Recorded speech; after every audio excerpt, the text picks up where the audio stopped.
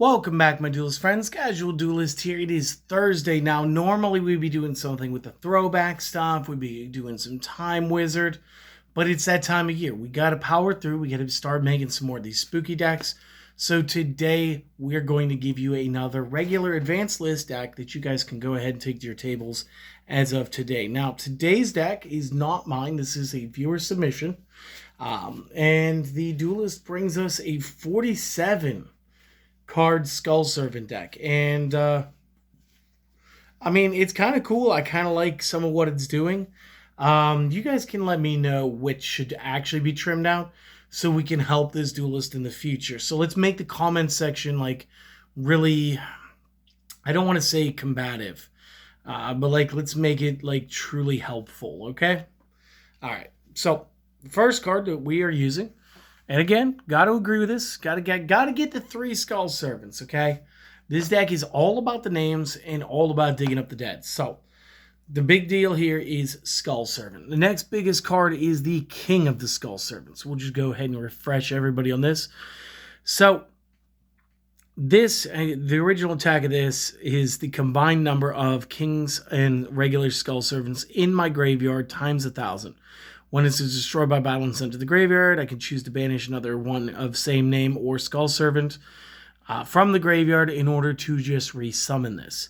So again, when this first debuted, this was kind of nuts because like this was like a potentially 5,000 point card. But this deck kept just growing in strategy, so people kept adding more cards. So the next thing we've got is we've got 2 copies of the Lady in White. Now, the Lady in White is kind of weird because, number one, this is like off-typed to be a 3-star instead of 1-stars. Good majority of this archetype is 1-star. What this does is face up level 3 or lower zombie types on the field, except this name cannot be destroyed by battle and aren't affected by spell or trap effects. This card's name will become Skull Servant while it is in the graveyard. So again, being able to play these, this adds like an extra 2,000 in our deck. But this was another 3 names, further powering up your King of the Skull Servants, meaning like a max powered one could now be 8,000. So again, I wish the focus would just stay, but hey, it is what it is. Good, healthy defense at 22, though. Cannot be mad at that. Next up, one of the newer additions is White Baking. This is a really cool little one. Again, this name becomes Skull Servant while in the graveyard. If a level 3 or lower zombie monsters you control will be destroyed by battle or card effect, you can discard this card instead. So again, what he's going to do is he's going to be able to discard from the hand.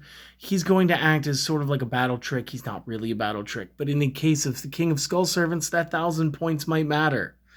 If this card is sent to the graveyard, you can add 2 monsters with different names from the deck to the hand except White Baking that are either Skull Servant or mention it, and then choose to discard another card. You can use this effect once per turn. So that's also unique in the fact that when we do send it to the graveyard, we could do that.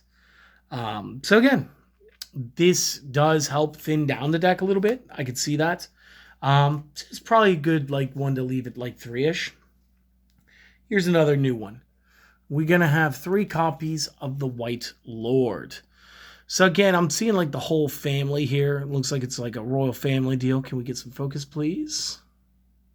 What if I say pretty please? No. Okay, so I'm just going to read it, and it's going to probably focus while I'm not focusing on the screen. This card's name becomes Skull Servant while in the graveyard. You can only use each of the following effects once per turn. If you have a Skull Servant or King of the Skull Servants in your graveyard, you may send this from the hand or field to the graveyard.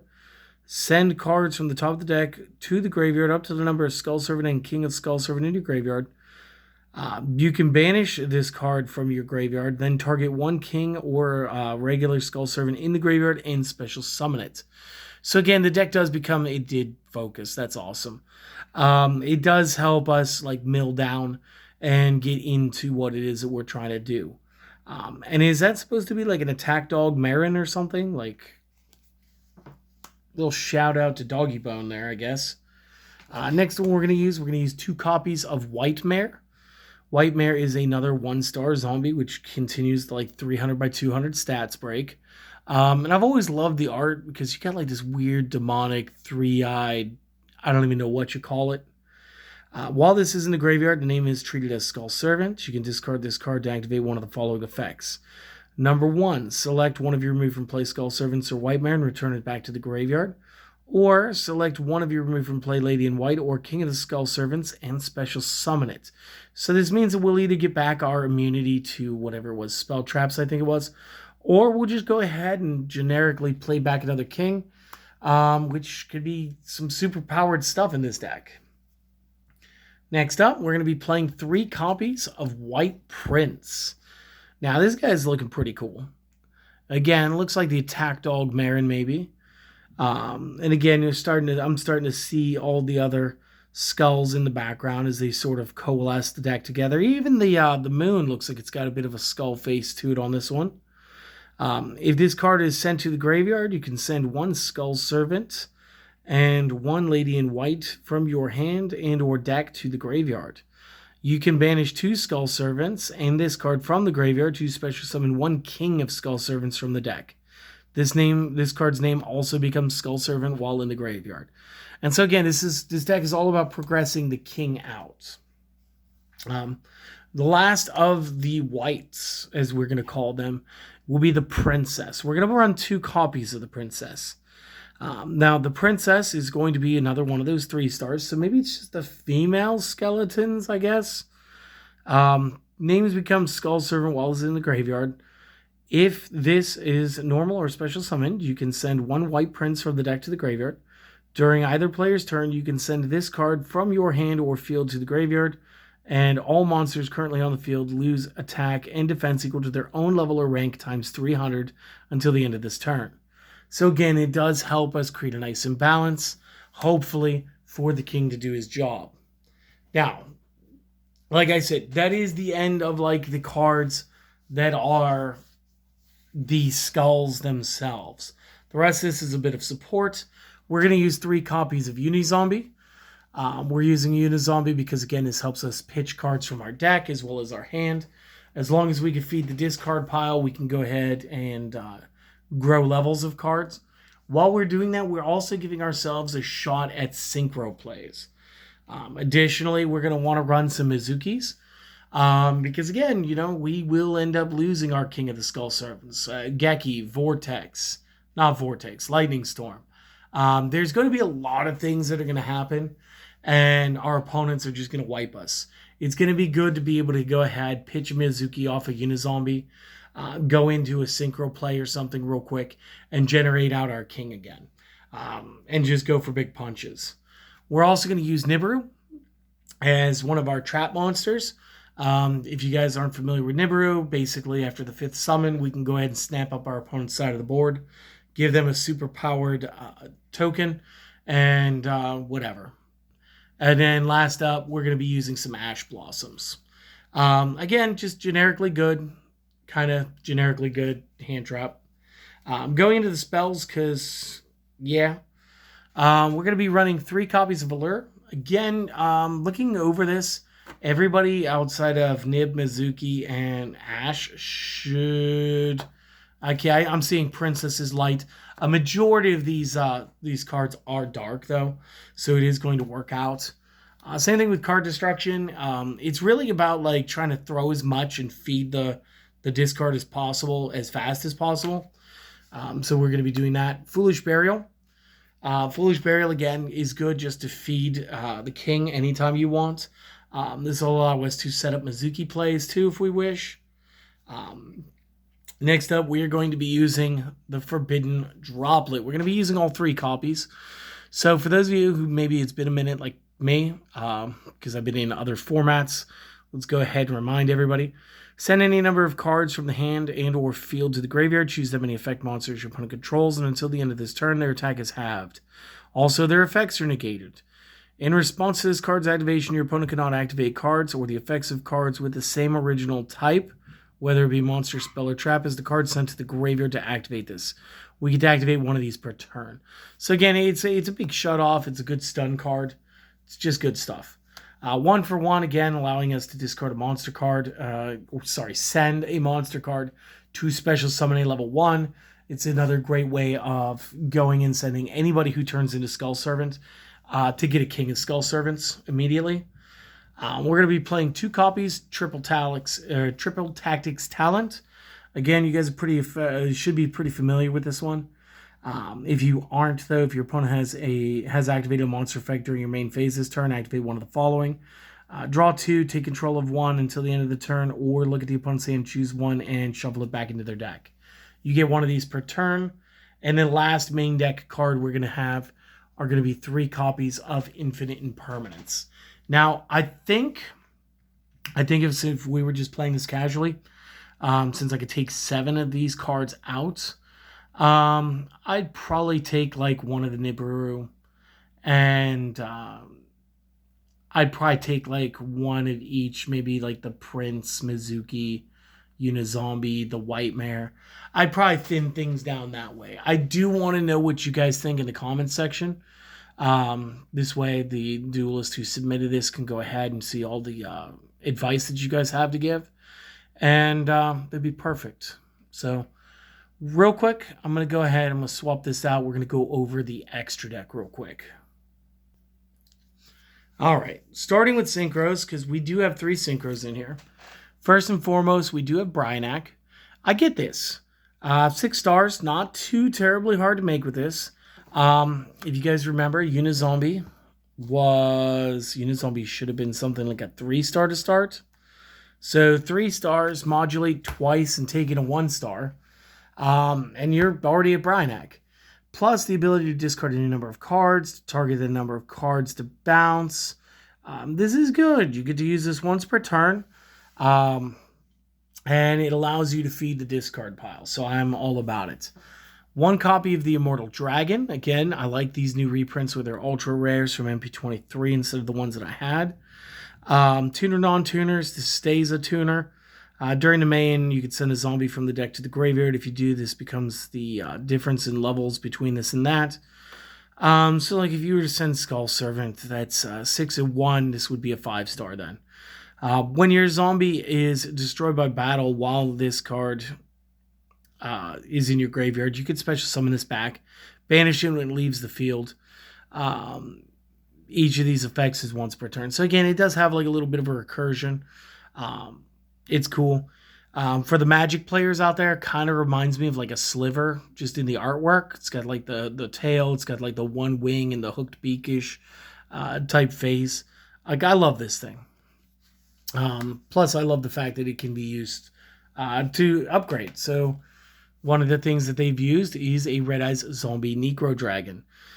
So again, this is going to be a 7, which is not hard to jump off of the Immortal Dragon from, since it will stay a tuner. Gains 100 attack and defense for every zombie on the field and in the graveyards. So again, this guy stands to get a huge power bonus. When another zombie is destroyed by battle, you can special summon a zombie from either graveyard to your field. Use this effect once per turn. So again, we can like run like a weaker zombie in and get another king. Now we've got 2 kings plus this thing, plus this thing's going to have huge power too. This makes sense. I think personally a little more care was taken with the extra deck than the main deck. And I don't mean that as an insult, because I didn't get to play test this. I'm just reporting what you brought me. But I feel like you went full Batman building the extra deck, so props to that. And I love the fact that I can finally show this one off since you had this. Access code talker. That's right, George. I finally have one, buddy. So again, everybody knows what access code talker is. This is for pushing. Obviously, good stuff. Avenged Savior didn't make sense at first and still kind of feels like this one could be moved. This is any 2 zombies. The first, the name change doesn't matter. The first effect doesn't matter. The during damage calculation, sending one from deck to discard to create an imbalance of 200 times star level. Felt a little weird until I realized like we could load Mizuki while dropping an opponent by 800 points. And 800 points when you're already dealing with like Red Eyed Zombie or a decently statted out King of Skull Servants. Like, I get it. Okay, that could work. Boral Sword, not bad. Single IP Masquerena. This makes sense. Small Nightmare package in the form of Cerberus, Phoenix, and a Unicorn. All right. Moon of the Closed Heaven. This is actually really great setup for Underworld Goddess. And again, if you guys don't have that yet, this is a pretty good time to go pick it up, especially since the Rage of the Abyss, I think it was. No, this was Infinite Forbidden. Dropped the Moon of the Closed Heaven as a common. It's any 2 effect monsters. Target one face-up monster your opponent controls. This card points to.